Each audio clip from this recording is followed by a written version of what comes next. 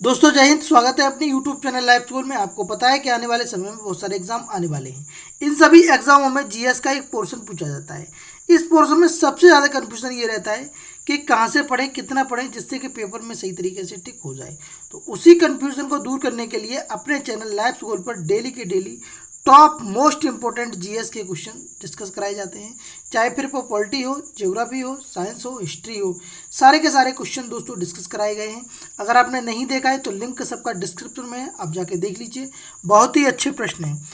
एक बात और है आपको भी दोस्तों कि ये 10 क्वेश्चन है आज की श्रृंखला के लिए और ये पॉलिटी के क्वेश्चन है। और आपको कमेंट बॉक्स में ज़रूर आंसर करके बताना है कि आपका स्कोर कितना रहा है। मैं पहला प्रश्न पढ़ देता हूँ कि कह रहा है कि संसद के दोनों सदनों का संयुक्त सदन कौन बुला सकता है। ए ऑप्शन है राष्ट्रपति, बी ऑप्शन है प्रधानमंत्री, सी ऑप्शन है लोकसभा अध्यक्ष और डी ऑप्शन है उपराष्ट्रपति। तो बताइए। तो दोस्तों इसका राइट आंसर हो जाएगा कि संसद के दोनों सदनों का संयुक्त सदन बुला सकता है, वो बुला सकता है राष्ट्रपति। कौन बुला सकता है दोस्तों? राष्ट्रपति बुला सकता है ना। राष्ट्रपति बुला सकता है संसद के दोनों सदनों का संयुक्त सदन। ठीक है, अगला प्रश्न है, संविधान में कितने प्रकार के आपातकालों की घोषणा की या प्रावधान किया गया है। संविधान में कितने प्रकार के आपातकालों का प्रावधान है। ए ऑप्शन है 1, बी ऑप्शन है 2, सी ऑप्शन है 3 और डी ऑप्शन है 4। तो जल्दी से बताओ कि कितने प्रकार के आपातकालों की जो प्रावधान है। ठीक है, तो ठीक है, अच्छा अच्छा, हाँ सही है। तो कितने प्रकार का प्रावधान है दोस्तों? तो 3 प्रकार के प्रावधान है। कितना प्रकार है? 3 प्रकार का प्रावधान है। ठीक है, इसका राइट आंसर क्या हो जाएगा? 3 प्रकार का। सुन लीजिए, देखिए, एक आर्टिकल 352, कितना? आर्टिकल 352 जिसमें राष्ट्रीय आपातकाल लगता है। एक है दोस्तों आर्टिकल 356, ठीक है ना, 356 जिसमें राष्ट्रपति शासन लगता है। और दोस्तों एक है आर्टिकल 360, ठीक है, इसमें दोस्तों वित्तीय आपातकाल लगता है। ये 3 आपातकालों की प्रावधान जो है वो अपने संविधान में है। तो ये बात आपको याद रखनी है, बहुत बार ये क्वेश्चन पूछा गया है। तो इसका राइट आंसर हो जाएगा सी ऑप्शन, सही हो जाएगा।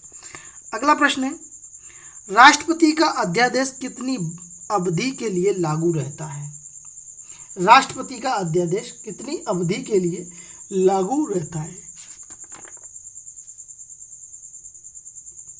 ए ऑप्शन है 3 महीने के लिए, बी ऑप्शन है 6 महीने के लिए, सी ऑप्शन है 9 महीने के लिए, 9 महीना हो गया, 9 महीने के लिए, ठीक है, और डी ऑप्शन है अनिश्चित काल के लिए।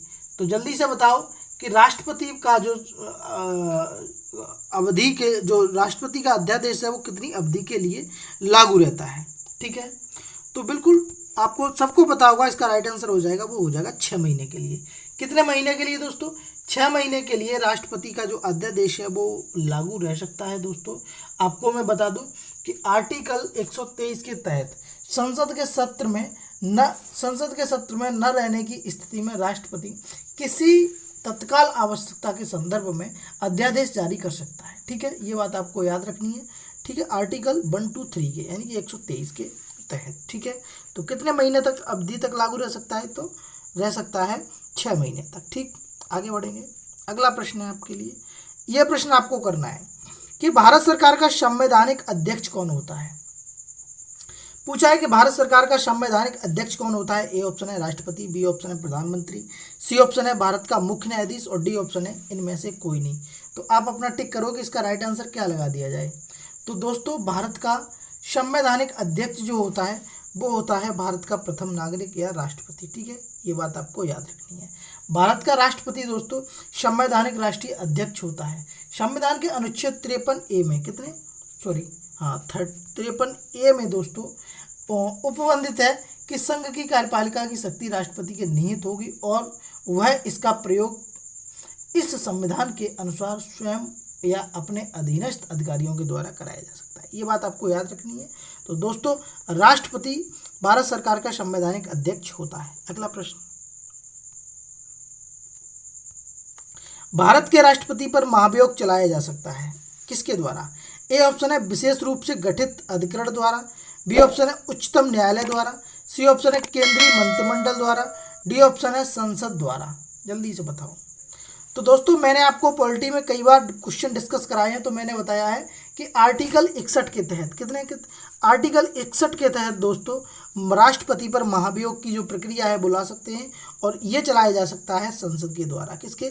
संसद में दोस्तों दो सदन होते हैं, लोकसभा और राज्यसभा। लोकसभा या राज्यसभा किसी के सदन के द्वारा ये बात उठाई जा सकती है, लेकिन ये बात आपको याद रखनी है कि संसद के द्वारा ही राष्ट्रपति पर महाभियोग लाया जा सकता है। ठीक है, अगला प्रश्न है, राज्यसभा के सदस्य के लिए न्यूनतम आयु कितनी है, कितनी होनी चाहिए? ए ऑप्शन है 25 वर्ष, बी ऑप्शन है 21 वर्ष, सी ऑप्शन है 30 वर्ष और डी ऑप्शन है दोस्तों 35 वर्ष। तो राज्यसभा के सदस्य के लिए न्यूनतम आयु कितनी होनी चाहिए? तो दोस्तों अगर मैं लोकसभा की बात करूंगा तो 25 वर्ष होगा, लेकिन राज्यसभा की बात करेंगे तो यहाँ पर हो जाएगा 30 वर्ष। कितना हो जाएगा? 30 वर्ष इसका राइट आंसर हो जाएगा दोस्तों, ये सही आंसर है। ठीक है, 30 वर्ष इसका सही आंसर हो जाएगा। ठीक है, 30 वर्ष इसका सही आंसर हो जाएगा। अगला प्रश्न है, राज्यसभा के सदस्यों का सेवाकाल कितना होता है? राज्यसभा के सदस्यों का सेवाकाल कितना होता है? ए ऑप्शन है 3 वर्ष, बी ऑप्शन है 4 वर्ष, सी ऑप्शन है 5 वर्ष और डी ऑप्शन है 6 वर्ष। तो राज्यसभा के सदस्यों का सेवाकाल की बात करी गई है।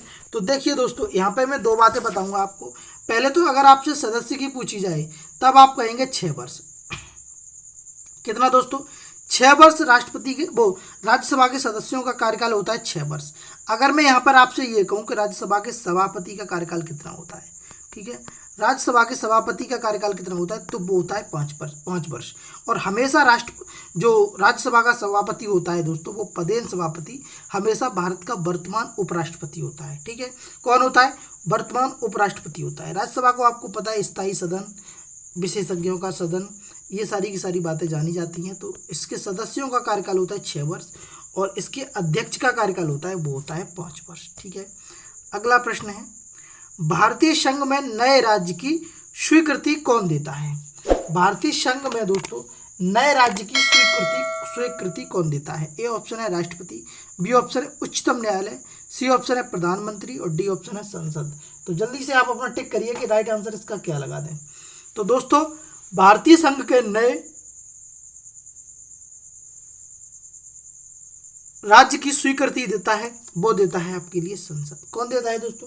संसद देता है। ठीक, ये बात आपको पता है कि भारतीय संविधान के अनुच्छेद 2 के अनुसार संसद विधि के द्वारा नए राज्यों का गठन कर सकती है।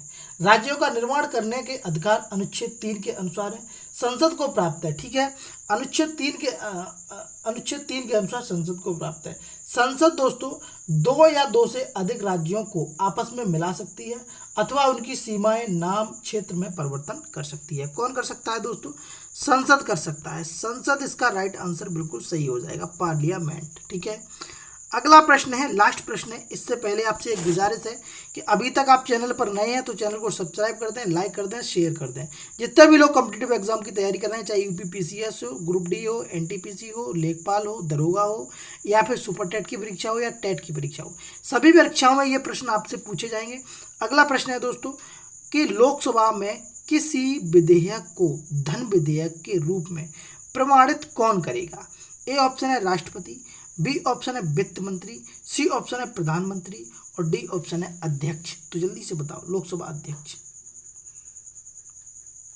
तो दोस्तों धन विधेयक है या विधेयक है, इसे जो प्रमाणित करेगा दोस्तों वो न तो राष्ट्रपति करेगा, वो कौन करेगा? लोकसभा का अध्यक्ष करेगा। कौन करेगा? लोकसभा का अध्यक्ष। संविधान के आर्टिकल 110 में, वो 110 में यानी कि 110 एवं 110(4) के तहत लोकसभा के किसी भी विधेयक को धन विधेयक के रूप में प्रमाणित करने का अधिकार लोकसभा अध्यक्ष को है। किसको है दोस्तों? लोकसभा अध्यक्ष को है ना, ये बात आपको याद रखनी है। तो धन विधेयक है या विधेयक है, कौन प्रमाणित करेगा? लोकसभा अध्यक्ष करेगा। ठीक है दोस्तों, लोकसभा अध्यक्ष। अभी लोकसभा वर्तमान में अध्यक्ष कौन है बताइए? तो वर्तमान में लोकसभा अध्यक्ष हैं ओम बिरला जी। कौन है? ओम बिरला जी। आपके लिए लास्ट प्रश्न ये है कि पहले या प्रथम लोकसभा अध्यक्ष का नाम बताइए। क्या है दोस्तों? प्रथम लोकसभा अध्यक्ष का नाम बताइए। मैं यहाँ पर लिख दे रहा हूँ, प्रथम लोकसभा अध्यक्ष का नाम, लोकसभा अध्यक्ष का नाम बताओ। ठीक है, प्रथम लोकसभा अध्यक्ष का नाम आप लोगों को कमेंट बॉक्स में लिखना है, और ये भी लिखना है कि आपका स्कोर कितना रहा है। 10/10 रहा है तो बहुत अच्छी बात है, 10/9 रहा है तो भी बहुत अच्छी बात है। ठीक है, तो आप लोग जल्दी से लिखिए आंसर, कितना भी रहा हो, चाहे 2 क्वेश्चन सही हो, आप सही तरीके से लिख दीजिए। ठीक है, और प्रथम लोकसभा अध्यक्ष कौन है, इसका राइट आंसर हमें बता दीजिए। ठीक है, तब तक के लिए धन्यवाद, मिलते हैं अगली वीडियो में। जय हिंद, जय भारत।